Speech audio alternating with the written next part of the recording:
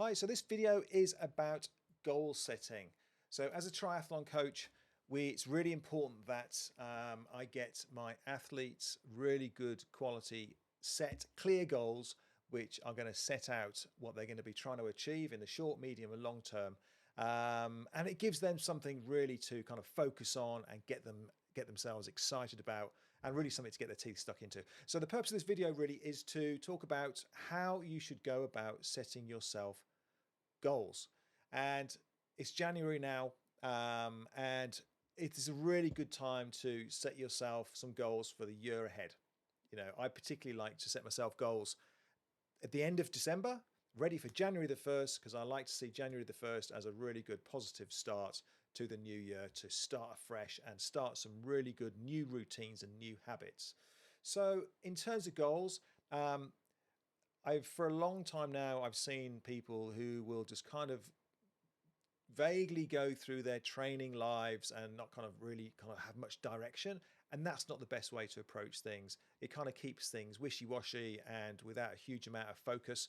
And it's not the best way to make really good, serious and regular progress.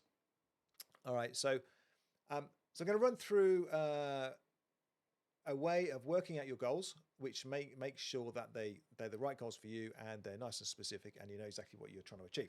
All right, so first of all, we use an acronym called SMART. This has been around for donkey's years now, and I don't see any point in changing it because it works really well. And SMART, so the S in SMART means that the goal should be specific. Okay, so that means there's no point having vague goals. So just to improve my performance or just to get better, it's just not going to cut it. It needs to be specific. So, and what I mean by that is it needs to be, I am going to achieve X amount of time in a particular race, or I am going to complete a 5K within 3 months. It needs to be very specific to what it is that you're trying to achieve. And it needs to be something which is going to really get you fired up, because if it doesn't, then it's just simply not going to do it for you. And in those days where it's dark in the mornings, it's pouring down with rain and you can't be bothered and you're a little bit hungry and you're just not up to it, you're not going to get out the door. But if you've got a goal, a proper goal, which you're really genuinely excited to try and achieve, then it should be enough to motivate you to get out and do whatever it is that you need to do on that day, regardless of how you're feeling.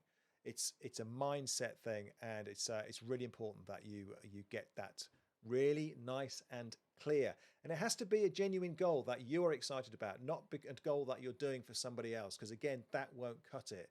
It can be quite a kind of a selfish way of looking at it, but that's the reality of it. It needs to be something that motivates you, otherwise you are not going to be consistent enough to achieve those objectives, or you'll certainly find it a damn sight harder.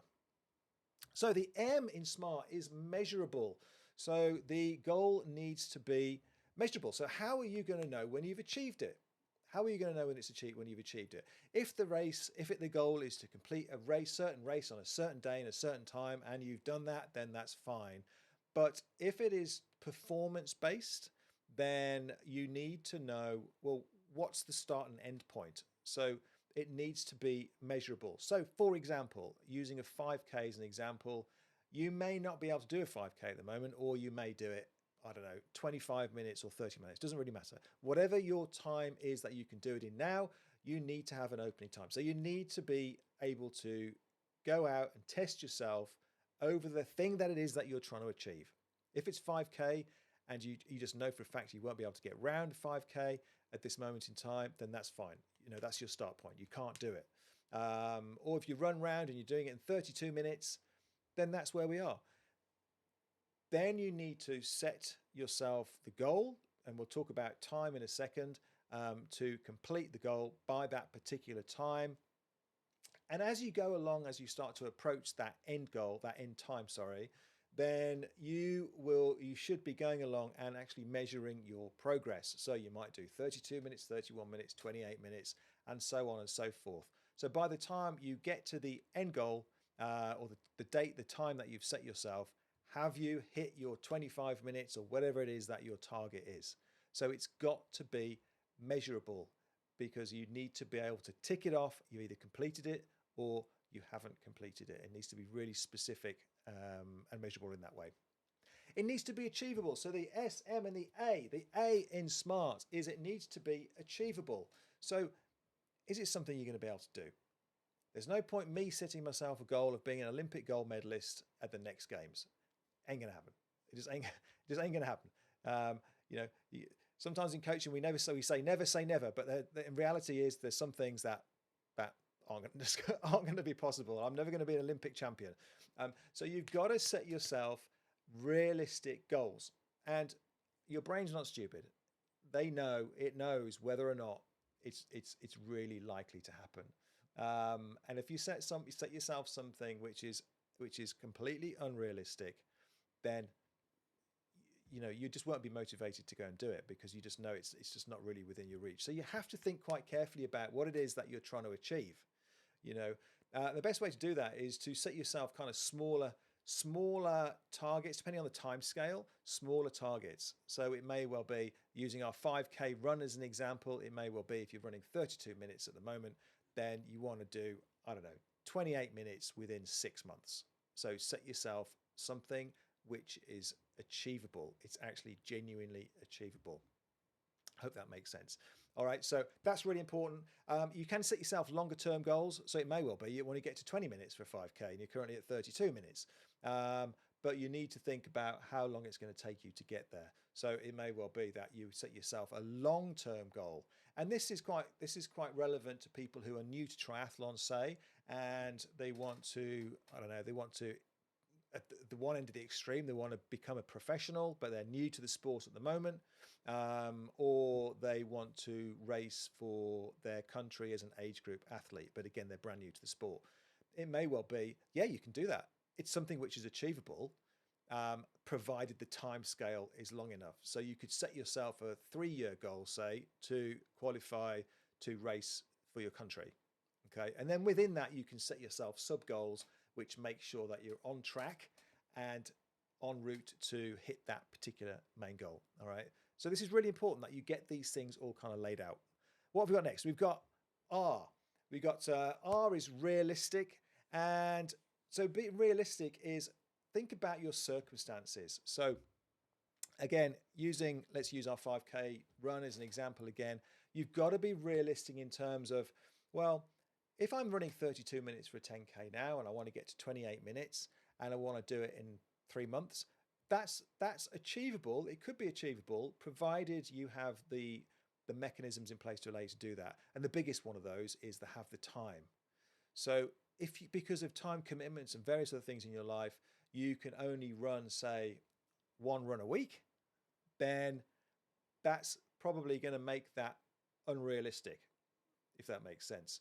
So you've got to think about, well, I'm trying to get from A to B. Have I got the mechanisms, the training facilities, the time, and all the other things that surround your performance and your goals to allow you to get there? So again, I hope that makes sense. So you've got to be realistic with what you can achieve in those time scales. Okay. So yeah, there's no point trying to kid yourself that you're going to be able to do things that you're quite simply not going to be able to do. And finally, the most important thing is time scale. So SMART and T for time scale. So you need to have an end date. You need to have an end time when you either have achieved what it is that you're setting out to achieve, or you haven't. Okay. And again, the time scale needs to allow yourself to make things realistic. So when you're setting yourself these goals, go through these different elements, the S, M, A, R, and the T, and I'll put a link to the blog that we've put together down below, so you can have a bit more of a detailed explanation, and spend some time planning it out, because these things are important. And if you get it right and you plan it out really well, this can be what drives you and your training for the next 6 months, 12 months, 2 years, and onwards. Okay. The goals can be adjustable and they can be moved and they can be flexible, but you need to put that basic framework in place from day one. Don't be vague. Don't be wishy-washy. get yourself some really nice goals that you can stick to. So the next thing I want to talk about really is goals can be performance-based or they can be race-based, and they can be based on other things as well. But they're the two main things for us, really: race-based and performance-based. So it may well be, and very often we have athletes, and their goal is to complete, I don't know, say Ironman Barcelona in October. That's their goal. It's very much a race-based goal, and there may be some performance elements to it in terms of time, but that's their main goal, is to get to the finishing line in Ironman Barcelona in, I don't know, 10 months' time, say.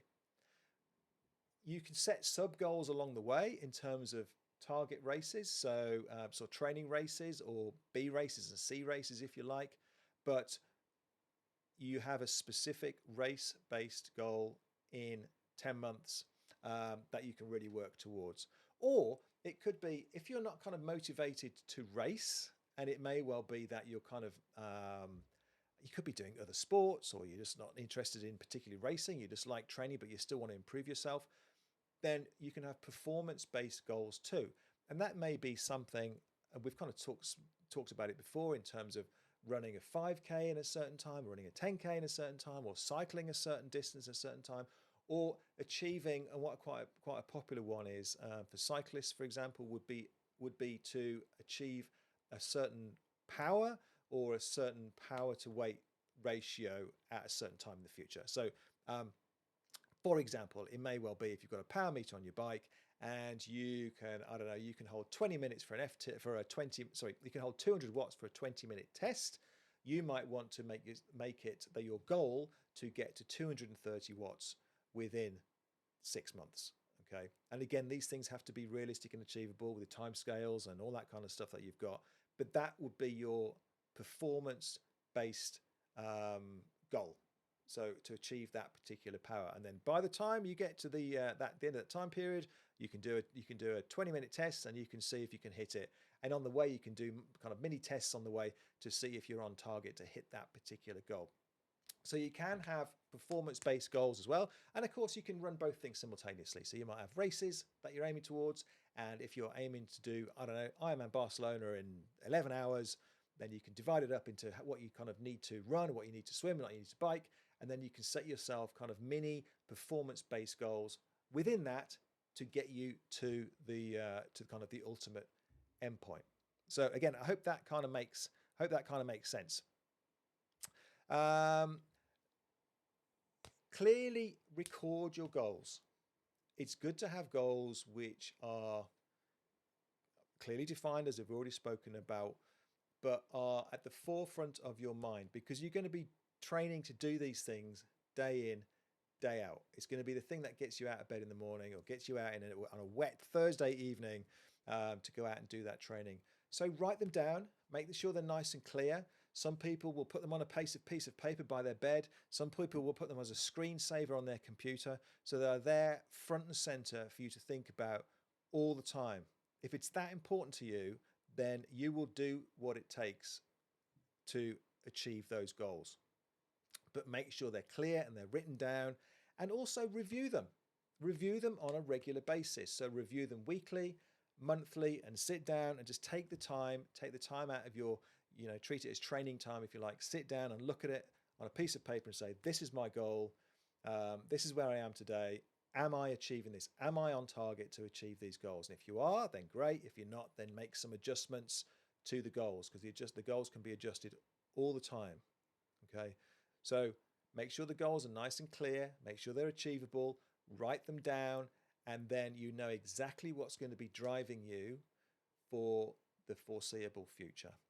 All right. It's a really important part of for athletes to achieve those goals and to reach the levels that they want to reach, by having those nice, clearly defined targets and goals. All right. So I think that kind of summarizes it. We've tried to keep it fairly short and sweet. I've put a link to the blog page down below. So give that a click, and then all the information will be there for you. There's actually a downloadable goals sheet as well, which is free for you to use. So just kind of have fun with that, filling that out. And feel free to make some comments. Let me know what is motivating you at the moment. What are your goals? Put them down below because I'd love to hear from you. And yeah, if you found this useful, then please click the subscribe button and click the bell so you get notified about more posts that are going to be coming out, more videos that are going to be coming out soon. So we're going to be putting out lots of good stuff, which are really, really going to help you guys. All right, so get involved and yeah, let us know how you get on. Take care.